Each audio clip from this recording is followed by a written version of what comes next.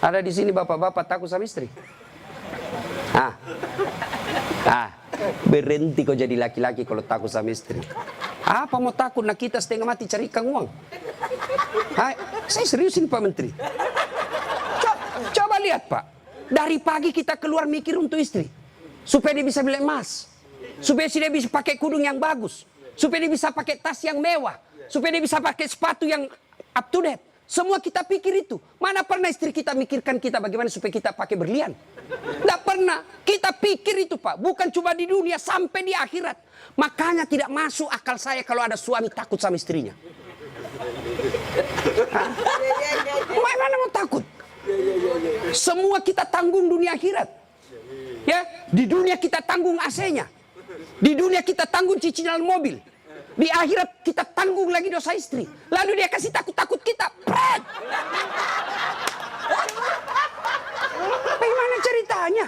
Lain kalau dia kasih kita modal 10 miliar. Kau sudahlah, kau duduk saja. Kita takutlah nanti habis modal. Tapi kalau kita juga yang cari uang. Lalu kita takut sama istri.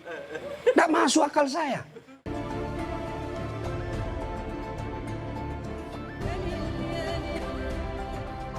Akhirat.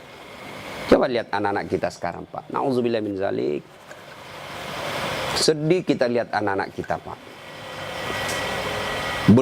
Baru diberitahu satu, sudah 10 keluar dari mulutnya. Nah, sekarang pertanyaan, kenapa anak-anak kita begitu? Kenapa kira-kira? Apakah sepenuhnya salah anak? Tidak. 90% salahnya orang tua mendidik anak kita. Salah dari mendidik. Silakan baca hasil penelitian psikologi pendidikan. Silakan baca tulisan-tulisan di koran, di majalah tentang proses pendidikan. Silakan. Tapi keliru dan sesat ketika Bapak Ibu tidak buka Quran, khususnya surah Luqman untuk mendidik anak. Kita baca riset rujukan dari Eropa, rujukan dari Amerika. Tapi kita tidak pernah buka Quran dalam mendidik anak. Hakul yakin, kalau kita jauhi Quran mendidik anak, maka anak kita bisa jadi cerdas, bisa jadi jabatan tinggi, tapi tidak tahu sopan santun kepada orang tuanya. Kan orang tua kita sekarang merasa hebat kalau anaknya pintar bahasa Inggris. Ustadz, itu anaknya hebat betul tetangga saya. Kenapa? Itu belum SD itu Ustadz sudah lancar bahasa Inggris. Apa hebatnya? Banyak yang begitu.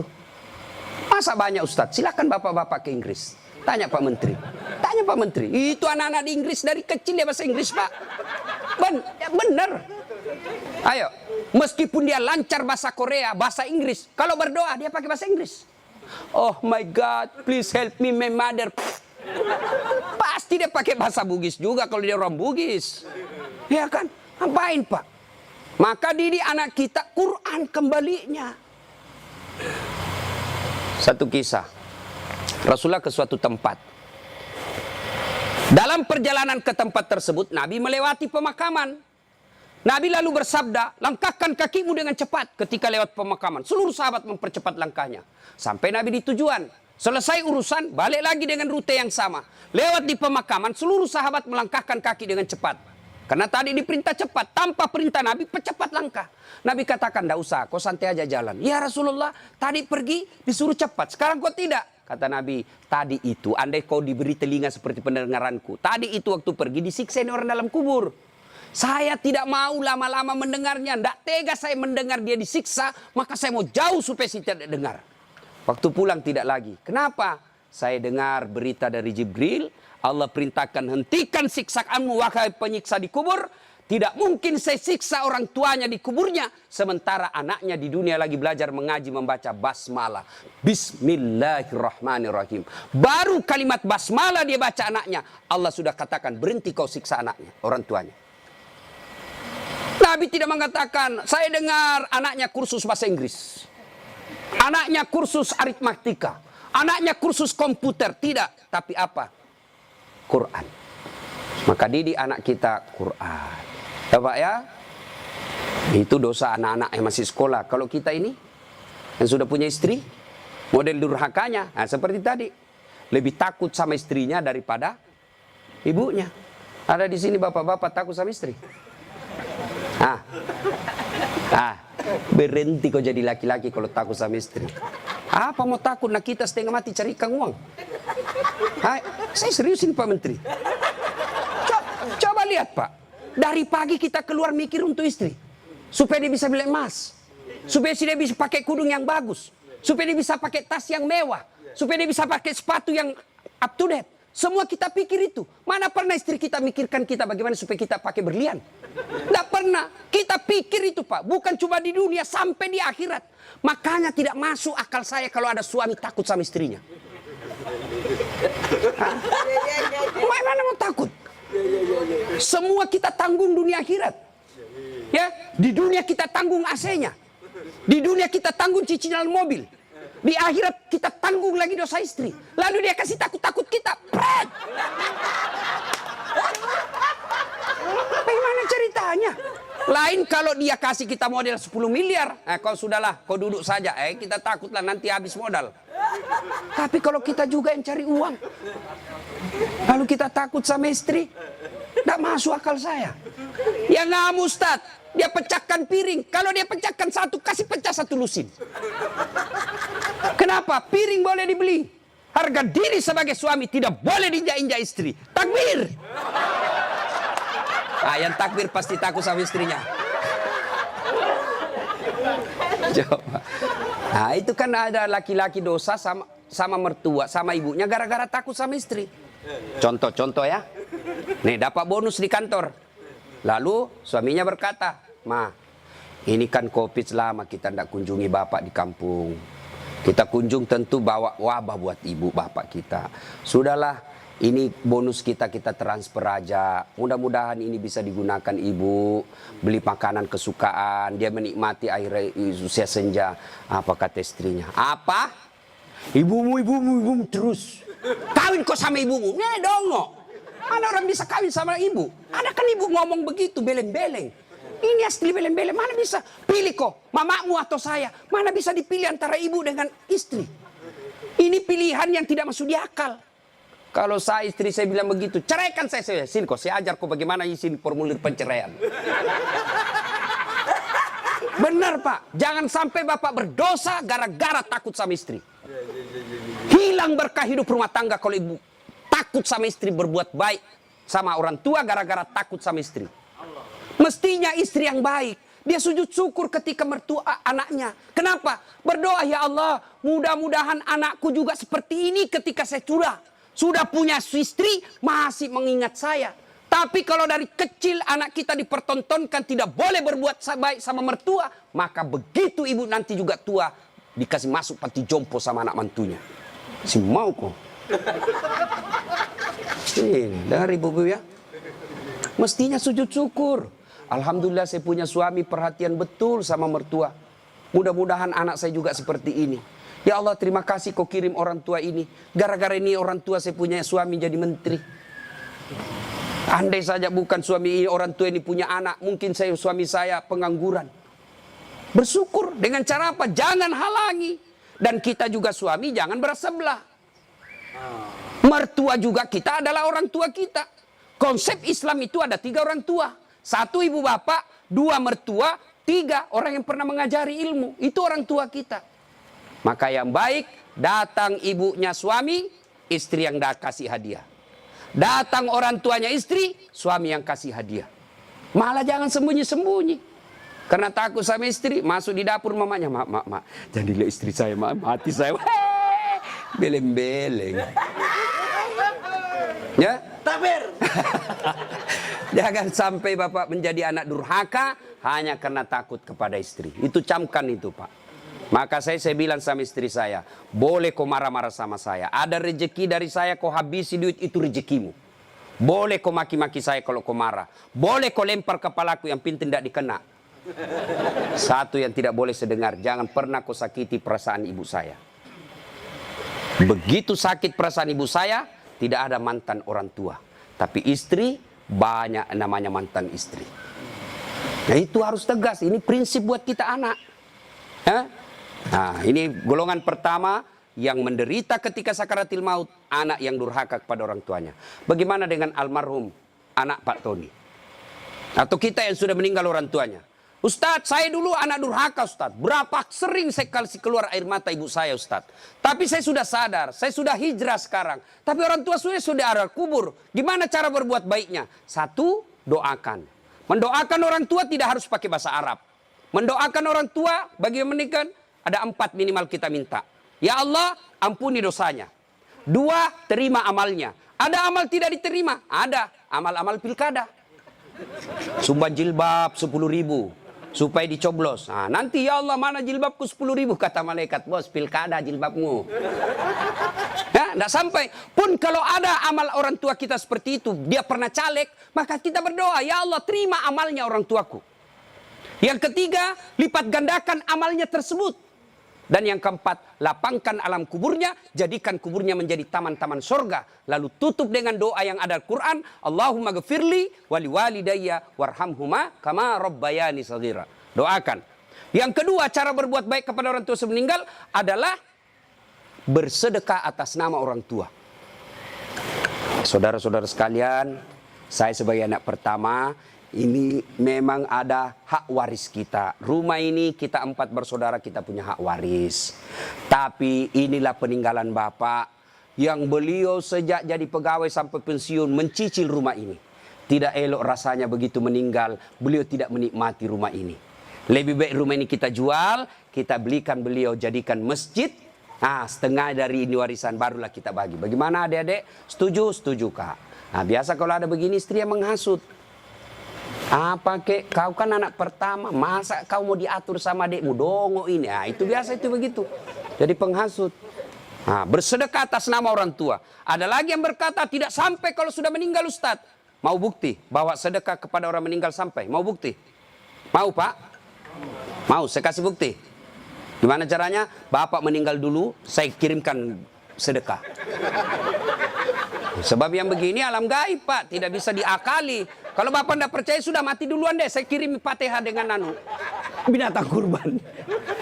Yang ketiga, cara berbuat baik kepada orang tua sudah meninggal adalah mengunjungi karib kerabatnya. Besok lusa anaknya almarhum ya masih hidup, teman-temannya Bapak ketika sudah usur, anaknya sudah menjadi pembesar, maka kunjungi karibnya. Itulah cara berbuat baik kepada orang tua yang sudah meninggal. Dan yang paling konkret, kalau mau berbuat baik kepada orang tua sudah meninggal adalah jadilah anak yang soleh atau soleha. Nah ibu bapak saudara-saudara sekalian. Nah ini yang perlu diluruskan. Orang datang melayat, 1, banyak nginjak-nginjak sunnah Nabi. 2, tidak ada manfaat buat orang meninggal. 3, datang bawa dosa.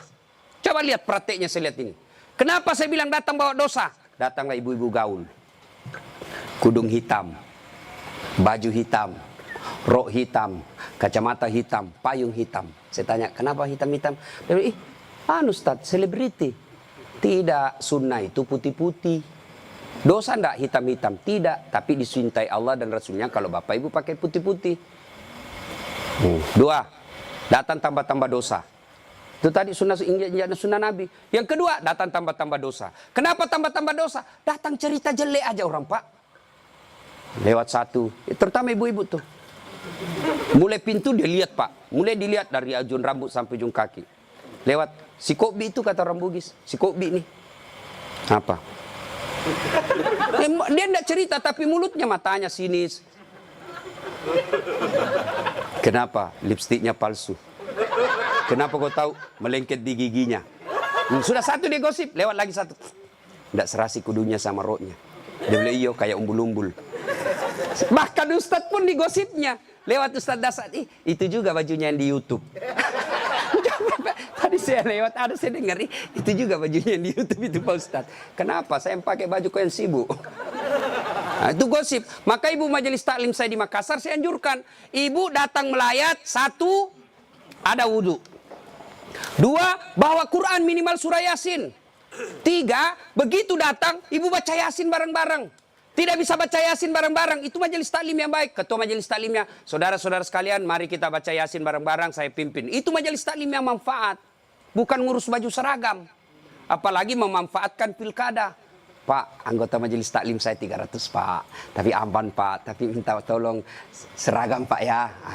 Ada juga majelis taklim memanfaatkan begitu proposal banyak ketika pilkada. Nah, maka majelis taklim yang bagus, ada orang wafat, pimpin tahlilan. Sudah itu tidak bisa baca Yasin Ustaz. Sudah baca Al-Fatihah. Buru-buru Ustaz. Sudah baca Qul Qul huwallah 3 kali. Masih juga buru-buru Ustaz. Sudah tidak tahu baca itu semua Ustaz. Sudah, baca saja. La ilaha illallah, la ilaha illallah, la ilaha. Itu aja kita ulang-ulang selama kita melayat. Itu pun tidak bisa Ustaz. Ya sudah, kau diam saja. Tidak bisa juga diam Ustaz. Ya cepat kau pulang. Daripada tinggal bawa dosa saja. Nah, sudah. Yang ketiga, kenapa tidak ada manfaat buat orang meninggal? Tidak ada yang sholat jenazah. Bagaimana orang lain mau sholat jenazah? Keluarganya aja tidak ada sholat jenazah. Mantunya sibuk ngurus ambulans, iparnya sibuk ngurus tenda, anaknya sibuk ngurus konsumsi. Tidak ada ikut sholat jenazah. Orang lain yang sholat jenazah. Orang lain belum tentu ikhlas. Banyak yang sholat Ustaz. Kenapa banyak? Karena bapaknya menteri. Jadi tidak ikhlas orang. Tapi coba kalau keluarganya, pasti ikhlas. Saya hampir jarang sekali melihat ibu-ibu sholat jenazah. Jarang. Maka jangan heran ketika ibu meninggal, sedikit juga yang sholat jenazah. Kenapa? Karena waktu hidup, jarang dia sholat jenazah. Maka wafatnya pun sedikit yang sholat jenazah. Ustaz tidak muat rumahnya Ustaz, di teras. Ustaz tidak ada air, tayamum. Ustaz tidak ada air, boleh tidak wudu. Imam Syafi'i mensyaratkan wudu, Imam Ahmad boleh tidak wudu. Karena itu bukan sholat, dia hanya doa. Saya tidak tahu bacanya Ustaz, ikut saja sama imam. Yang penting takbir 4 kali, jangan ruku. Kalau bapak ruku, siap-siap malu sendiri. Nah, ini cerita, wallahu alam benar atau tidak. Cerita ini takbir imam. Allahu Akbar, takbir juga dia. Allahu Akbar. Takbir kedua imam, Allahu Akbar, dia ruku. Dia, kenapa saya sendirian ruku ini? Takbir ketiga imam, dia sekalian sujud deh. Dia sujud. Pas selesai sholat ditanya, hei, kenapa kau sujud? Dia bilang ini orang banyak sekali dosanya. Tidak diampuni kalau tidak ruku. Supaya habis sekalian, ya sekalian saya sujud. Ini jawaban orang kepepet. Nah ibu bapak, saudara-saudara sekalian. Ya, habis baterainya. Ibu bapak yang saya muliakan. Masuklah, diantarlah kita. Diantar ini lagi yang banyak kadangkala mempermalukan Islam. Saya tidak tahu kalau di sini. Saya melihat kalau di daerah sebagian Makassar Pak, orang meninggal, kala-kala demo Pak. Naik di mobil dia putar bajunya, orang mati, wah minggir. Sampai mobilnya orang dilempar, jangan begitu. Ngapain buru-buru? Jadi sebelum diantar jenazah, keluarga yang berduka pidato. Terima kasih Bapak Ibu sudah memberikan kami dukungan moral. Tapi tolong jangan mempermalukan kami di jalan. Jangan lagi menambah duka kami dengan mengganggu pengguna jalan yang lain. Saya kalau pergi mengajar tiba-tiba jenazah di mobil jenazah. Bagus cara pengantarannya. Saya minggir Pak, saya kirimkan Fatihah. Kirim Fatihah untuk Rasulullah, saya ikutkan jenazah yang diantar. Tapi kalau menakutkan tidak ada yang mau doakan. Ya? Ngapain buru-buru? Ngapain buru-buru? Kan ada lagi yang paham, tidak tahu dari mana dia belajar. Katanya kalau terlambat disiksa. Bagaimana ceritanya? Kalau dilewati 5 manu, disiksa orang meninggal. Orang meninggal kalau dia... Itu orang sholat, bagi orang yang hidup, orang meninggal, tidak bakal dia disiksa gara-gara dia terlambat dikubur. Ngapain buru-buru? Itu juga sudah ada anunya, liangnya sudah siap. Semua apa perluan pemakaman sudah siap. Apalagi kalau ada wasiat orang yang meninggal. Jangan kau kubur saya sebelum anakku datang dari Amerika. Wajib kita tunggu.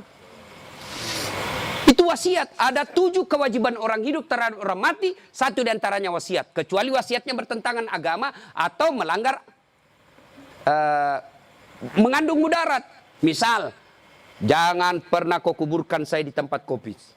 Kuburkan saya di kampung. Tapi keputusan pemerintah karena dia wafat karena COVID, ya boleh tidak diamalkan wasiatnya. Kenapa?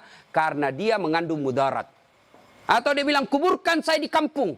Tapi begitu mau dikuburkan ada badai, tidak bisa nyebrang pulau. Boleh itu karena di luar kemampuan kita. Atau besok-besok saya meninggal kasih narkoba di atas kuburku. Karena dia pecandu narkoba. Tidak boleh itu Pak, melanggar ya. Jadi Bapak, saudara-saudara sekalian. Nah, sampailah kita di pemakaman. Nah, ini juga yang perlu diluruskan. Berapa banyak orang yang sampai pemakaman tidak melaksanakan sunnah Rasul. Diajarkan begitu sampai pemakaman, ucapkan Assalamualaikum ya ahlal kubur. Ya, tidak tahu itu cukup. Semoga keselamatan bagi kemuliaan ke semua penghuni kubur. Insya Allah saya ikut menyusulmu. Nah, ada lagi pelanggaran yang kita lakukan apa? Menginjak-injak batu nisan. Tidak boleh sama menduduki batu api neraka itu Pak. Ada yang sampai duduk sambil merokok di atas batu nisannya orang. Tidak boleh. Pemakamannya padat Ustadz, bapak tidak usah masuk. Cukup yang memikul. Bagaimana yang memikul Ustadz? Boleh karena dia darurat. Karena kalau satu langkah jatuh Pak, jatuh jenazah. Sudah dimakamkan? Sudah selesai. Kembalilah pemakam. Ya, tinggallah kita. Bapak merantau ke Papua. Tidak nyaman di Papua, kembali ke kampung, Sulawesi Tenggara. Merantau lagi ke Surabaya, di Surabaya tidak nyaman, kembali lagi ke kampung. Merantau lagi ke Makassar, Makassar tidak nyaman, kembali lagi ke kampung. Masih ada pilihan. Bapak pegawai negeri ditugaskan ke Papua, tidak nyaman, tidak ada sinyal, Bapak boleh pensiun dini.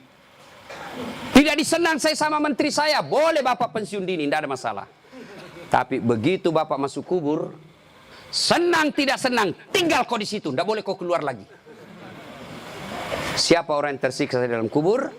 Yang pertama kata Nabi, al-mutahawilu bis-sholah, yang menganggap enteng sholat. Orang yang menganggap enteng sholat, Pak, jangan, sudah.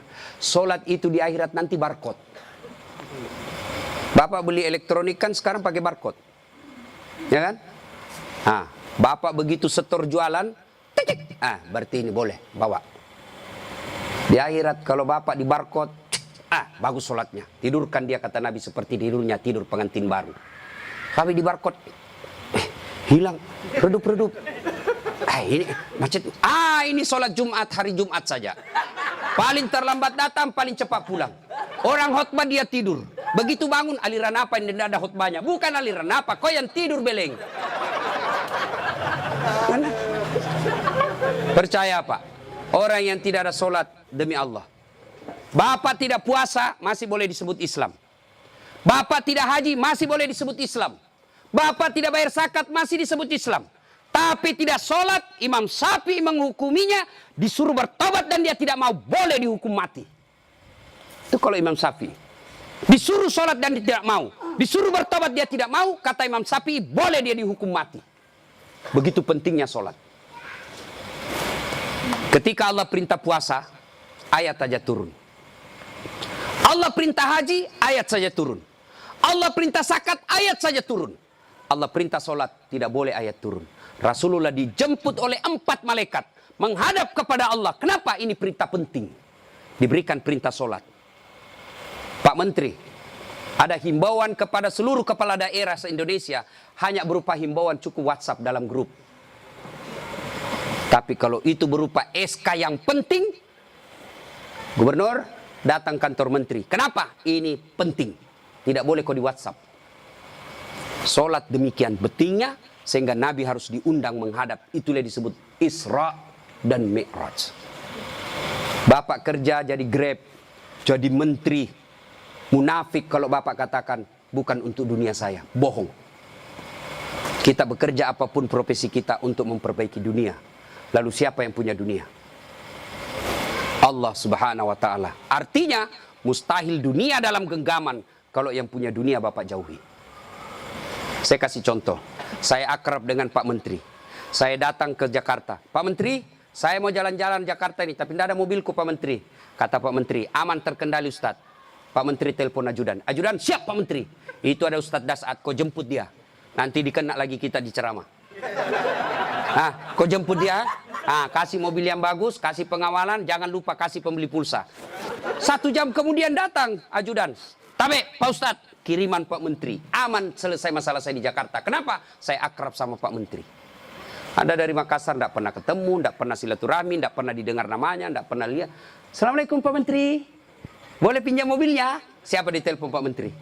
Ajudan? Bukan. Siapa? Kapolres. Tangkap itu, penipu. Tidak pernah ketemu pinjam mobil. Pasti penipu itu. Demikian juga dengan Allah. Bapak tidak pernah sholat. Tiba-tiba sakit, ya Allah, saya sudah capek sakit, ya Allah, sembuhkan penyakitku. Allah berfirman, malaikat, karena dia sudah capek sekali cabut nyawanya. Sholat Pak. Apa alasan Bapak tidak mau sholat? Coba bilang, ayo malas sholat ini. Ayo, bilang kok apa? Saya tantang kok ini hari. Paling ibu-ibu haid. 3 kali haid 1 bulan. Kenapa tidak sholat? Lagi mens. Kenapa tidak sholat? Datang bulan. Kenapa sholat? Iya, halangan. Itu aja, semua itu 3 kali 1 bulan. Mana bisa. Bilang suaminya, kenapa belum sholat ibu? Biasanya cuma 5 hari, ini kok sudah 7 hari belum sholat. Orang belum bersih. Masih ada sedikit-sedikit. Dia bilang suaminya, kok bohong ya? Apa bohong? Saya kasih lihat kau. Beleng-beleng. Apa kasih lihat dong kok? Ya. Apalagi ibu-ibu banyak ndak sholat. Kalau ada pesta pengantin, mukanya dikira tembok. Coklat, biru, krem, abu-abu. Nah. Apalagi banyak ibu ndak sholat. Gara-gara apa? Jilbab. Jilbab sakaratil maut. 3 lapis. Saya ini keliling-keliling ceramah Pak. Saya ke Brunei, itu ibu di sana siku 3 saja kasih peniti selesai. Di Malaysia juga begitu, Filipina Selatan juga begitu. Saudi lebih gampang masuk kasih selesai Pak.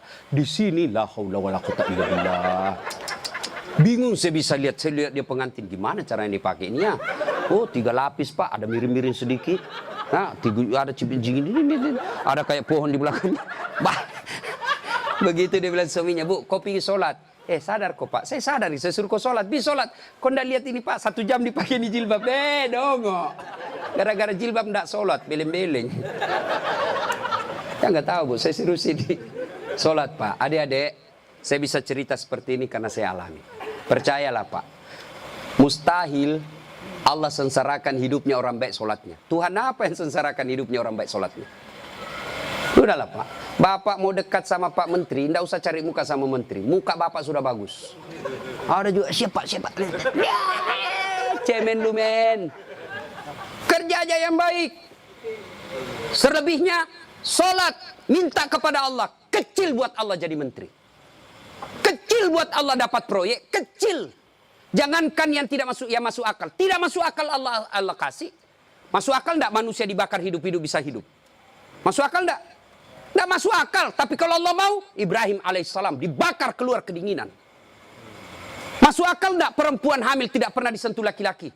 Kata ilmu kedokteran, nggak mungkin Ustaz, tapi kalau Allah yang mau, Siti Maryam. Akhir Isa tanpa pernah disentuh laki-laki. Cuma sekarang banyak perempuan mau sayangan Siti Maryam.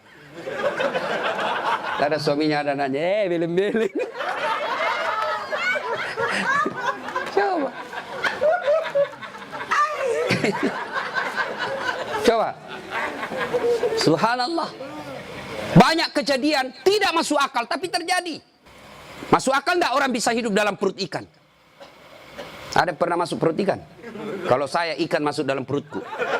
Kalau Allah yang mau, Yunus alaihissalam 40 hari dalam perut ikan, hidup keluar dengan selamat. Apalagi sekedar punya mobil kecil buat Allah, kecil. Lunas rumahmu kecil buat Allah, terhindar dari wabah kecil buat Allah. Allah cuma minta ista'inu bisabri wassalah. Sabar, perbaiki solatmu, saya yang selesaikan semua masalahmu. Itu janji Allah, bukan janji caleg. Kalau caleg Pak dikasih semua kita namanya Pak, pilih saya, gampang, sama-sama kita orang Bugis. Ini masalah, ada masalahmu telepon saya 24 jam. Begitu ada masalahnya dia ganti nomor HP-nya Pak. Bapak saudara-saudara sekalian, banyak yang ini saya sampaikan tapi waktu yang terbatas. Pada akhirnya saya tidak pernah berpikir berdiri di tempat ini. Mestinya jadwal saya ada di Makassar takziah malam ini. Tapi begitu Pak Herman telepon dan dibicarakan saya sama Pak Menteri, saya lupa janji saya 2 Pak. Ceramah saya hari ini di Makassar, saya lupa Pak. Itu pasti karena orang yang meninggal orang baik. Saya terharu tadi istri beliau mengatakan, Ustadz, 3 bulan sebelum beliau wafat, ceramahnya Ustadz selalu dia putar. Maka beliau katakan, saya terharu Ustadz karena saya tidak tahu kalau Ustadz yang mau ceramah malam ini. Ini karena kekuatan silaturahim. Ini karena pejabat yang baik.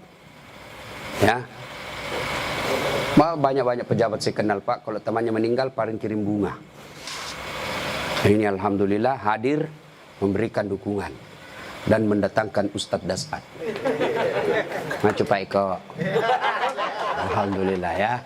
Bapak, saudara-saudara sekalian, sebelum kita akhiri, saya mau bertanya dan ini pasti dicatat oleh malaikat.